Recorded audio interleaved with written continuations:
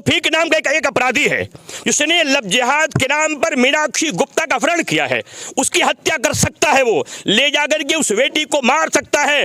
पहले घटनाएं जैसे 35 टुकड़े मेरी बेटियों के हुए हैं फिर किए जा सकते हैं, जिसको लेकर के मैं अत्यंत व्यथित भी हूं। पीड़ित परिवार मेरे पास गया था, इस गांव की बेटियां मेरे पास गई थी, प्रशासन से उनका विश्वास समाप्त हो गया। उन्होंने ये बात मुझसे कही है। यहाँ आने के बाद भी पीड़ित की मां ने कहा मुझे कोई न्याय नहीं मिल रहा है। इसलिए मैं मंच के माध्यम से कह रहा हूं, उत्तर प्रदेश सरकार जो योगी जी की सरकार है, जहां न्याय का डंका बजता है, मैं प्रदेश के मुख्यमंत्री जी से, माननीय मुख्यमंत्री जी से बात कहना चाहता हूं कि मेरे समाज में इस तरीके के अपराधीगण घूम रहे हैं जो लब जिहाद को बढ़ावा दे रहे हैं। एक तरफ राम मंदिर का उद्घाटन होने जा रहा है, दूसरी तरफ समाज को आंदोलित करके सांप्रदायिक दंगों में झोंकने का प्रयास किया जा रहा है। इस अपराधी को रोका जाए, इस पर कड़े से कड़े कानून लगवाए जाए, इसको पकड़ा जाए, इसको सजाएं दी जाए और लब जिहाद में फंसा करके बेटियों को मारने के षड्यंत्र को पर विराम लगाया जाए।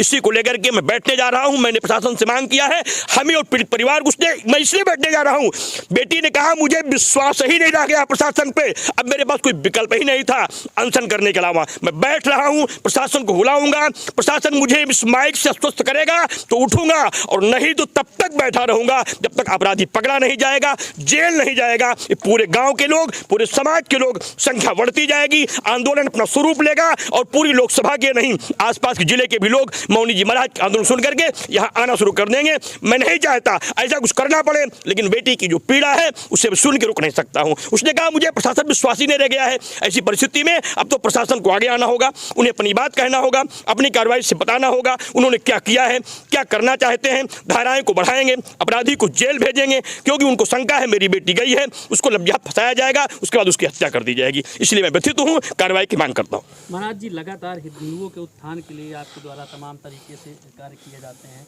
क्या लगता है कि प्रदेश और देश में तमाम जो है इस तरीके से रैकेट चल रहा है, जो इस तरीके से देखिए, रैकेटों का एक बहुत बड़ा समूह था जो बहुत दिनों से पूरे देश पे कब्जा किए हुए था। उनको फंडिंग विदेश से हो रही थी, पाकिस्तान से उन्हें पैसे आ रहे थे, हमारे समाज कुछ कतिपय लोग उनका संरक्षण दे रहे थे। धीरे धीरे उन सारे लोगों का छफाया तो हो रहा है, लेकिन अभी उनकी जड़ें इतनी गहरी पहुंच गई थी कि अभी वो आए समय डंस मारते रहते हैं, जिसको लेकर के ही मुझे इस गाँव आना पड़ा। पहली बार मैं इस गाँव आया हूँ, पहली बार परिवार मुझसे मिला है, लेकिन जब आश्रम पे गया ये लोग इतना रोने लगे कि मुझे बेबस होकर के कहना पड़ा बेटी मैं आपके घर आऊंगा। और जब मैं यहाँ आया उसकी माँ की दशा देख करके, गांव की बेटियों की दशा देख करके मैं बहुत हताहत हूँ। पूरा प्रदेश के मुख्यमंत्री जी से और जिला प्रशासन से कहना चाहता हूँ, कठिन से कठिन कार्रवाई हो, लब जिहाद करने वालों को पकड़ा जाए, उनको ढूंढा जाए, उनको निकाला जाए, उनको जेल भेजा जाए और बेटी के टुकड़े होने से बचाया जाए। महाराज जी, हजारों की संख्या में यहाँ भीड़ इकट्ठा है, इन लोगों को क्या संदेश देना चाहेंगे कि ऐसा और भी आगे घटनाएं ना हो? देखिए, मैं पूरे समाज से एक बात कहना चाहूंगा, हिंदू समाज जातियों में ना बटे, पूरे गांव को, पूरे समाज को अपना परिवार माने, हर बेटी को अपना बेटी माने, हर परिवार को अपना परिवार माने। और आपके गांव में कोई बाहरी व्यक्ति, कोई अपराधी व्यक्ति, कोई गांव का व्यक्ति अगर षड्यंत्र करता है उसकी जानकारी तत्काल प्रशासन को दें, गाँव के लोगों को दें, नहीं तो मुझे सूचित करें। मैं आपके सबको बचाने के लिए संकल्पित हूँ। पूरे जीवन का मेरा उद्देश्य एकमात्र है हिंदू समाज की रक्षा करना, उसकी सुरक्षा करना, जिसके लिए मैंने पूरे जीवन के 37 वर्ष इसी आंदोलन के लिए मैंने बिता दिए हैं। पूरे देश में आंदोलन करता हूं, हिंदुओं को जगाता हूं, हिंदुओं को बचाता हूं, आपकी बेटियों की शादी करता हूं, गरीबों को घर बनवाता हूं, उनको दवा कराता हूं, उनको पढ़ाता हूं, उनको लिखाता हूं। मैं आपके बीच में हूं, आप अकेले नहीं हैं, मैं आपको छोड़ नहीं सकता हूं। पूरे समाज को बचाने के लिए मैं संकल्पित हूं। भले ही हम पर पहले की तरह फिर आक्रमण हो जाए, बमबाजी हो जाए, आतंकवादी हम पर हमला कर दें, लेकिन मैं अपने संकल्प को तोड़ नहीं सकता। हिंदू समाज को बचाऊंगा, बेटियों को बचाऊंगा, कोई समझौता नहीं करूंगा। मेरे गले रुक रहे हैं क्योंकि मैं तो तमाम संवेदनाओं को देखता रहता हूं पूरे देश में। अपराध को पकड़ के ले आऊंगा। मैं आप सबसे अपेक्षा करूँ कि आप सहयोग करेंगे। मैं तो बेटी को पहचानता नहीं, मैं जान नहीं सकता, पुलिस को पहचानती नहीं, ये किसी पहचानने वाले व्यक्ति उनके साथ जमा हुआ। अब बेटी के पिता कहाँ है उनको आना चाहिए मेरे सामने। बेटी के पिता या बेटी के भाई कौन कौन लोग अब जाएंगे, प्रशासन आपको लेके जाए, लेकिन आप उनको पहचानने के लिए आप साथ जाए। मैं प्रशासन के आश्वासन पे आपसे भी कहता हूं कि आप किसी को पहचाने। शेष प्रशासन ने जो भी आपसे कहा उसे वो करेगा, नहीं करेगा तो पूरा हिसाब होगा। आप आपकी गाड़ी में जाएंगे और एक गरीब लोग हैं, इनका आप थोड़ा ध्यान में रखिएगा, क्योंकि इनके पास ऊपर ये पल्लेदारी करता है, इसके पास खाने को नहीं है। मैं इसलिए यहाँ आया हूँ महाराज, इसके पास मजदूरी के अलावा दिन भर पूरा होता है और शाम को रोटी खाता है। मैं इस बेटी की व्रत करने आया हूँ जिसके पास शाम को भोजन नहीं रहता।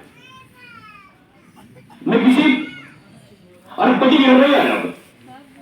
दिन भर बोरा उठाता है और शाम को परिवार को पालते, इस परिवार की परिस्थिति।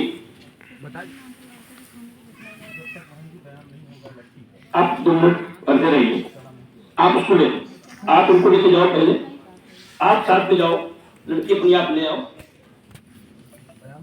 मैं आपकी हर पीड़ा को समझ रहा हूँ। आदमी एक दिन भर बोरा धोएगा, उसकी स्थिति क्या होगी? 10 बोरे मिलेंगे, 20 बोरे मिलेंगे, नहीं मिलेंगे तो शाम को आदमी क्या खाएगा? हमें इसी बेटी की मदद करने का, जिसके पास भोजन को नहीं है, प्रशासन से चाहूंगा कि आप देखरेख करेंगे, रास्ते में भूखों न जाए, क्योंकि इनके पास कुछ है नहीं।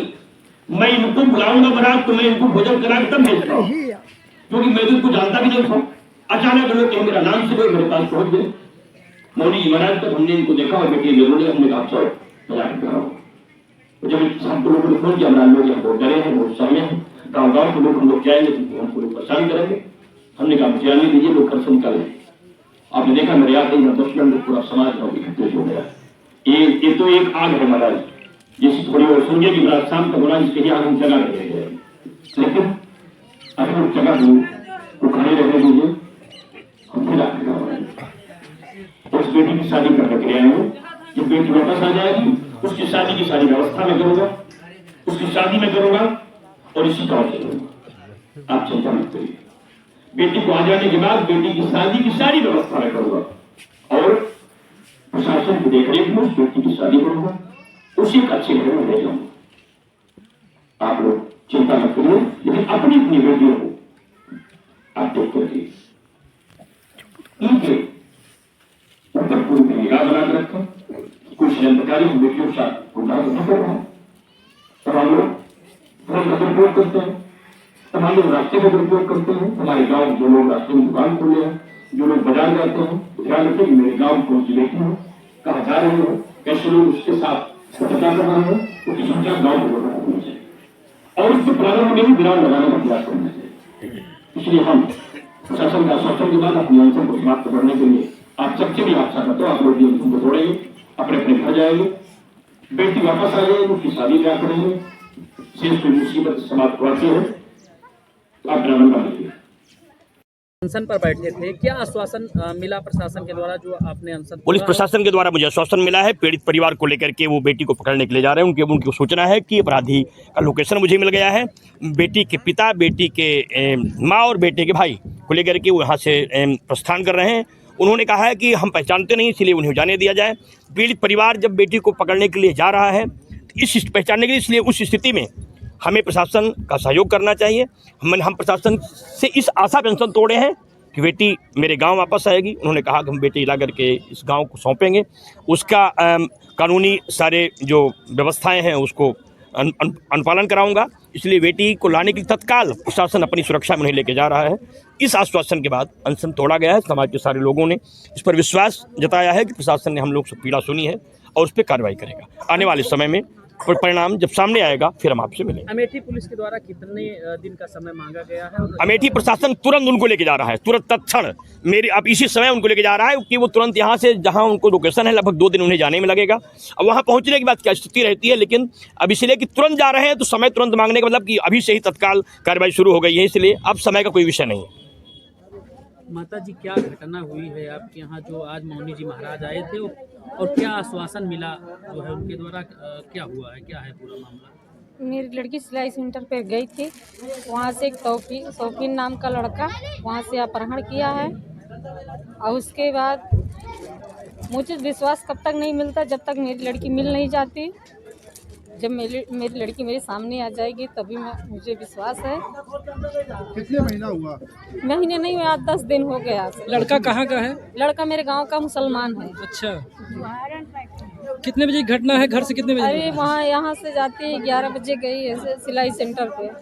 हाँ, मौनी महाराज आए थे तो क्या कहा उन्होंने? मौनी महाराज कह रहे हैं 2-3 दिन में लाकर दे देंगे। आप आश्वस्त हैं? अस्वस्थ हैं, लेकिन प्रशासन आज 4 दिन से मतलब बता रही है, लोकेशन यहाँ बता रहा है, वहाँ अभी बता तक रहा है। अमेठी पुलिस के द्वारा आपकी कोई मदद की नहीं जा रही थी? मदद मैं रोज जाती हूँ थाने पे, 2 बार 3 बार 4 बार रोज जाती हूँ। क्या कहा जाता था? यही कह रहे हैं लोकेशन लुधियाना, जलंधर, पंजाब, अमृतसर, यही मतलब बता रहे हैं। बच्ची के पास कुछ मोबाइल था पहले से? भैया मैं मोबाइल तो कभी नहीं देखी थी, लेकिन एक लड़का जो शक के दायरे से बैठाया गया था वही बता रहा है कि मोबाइल है।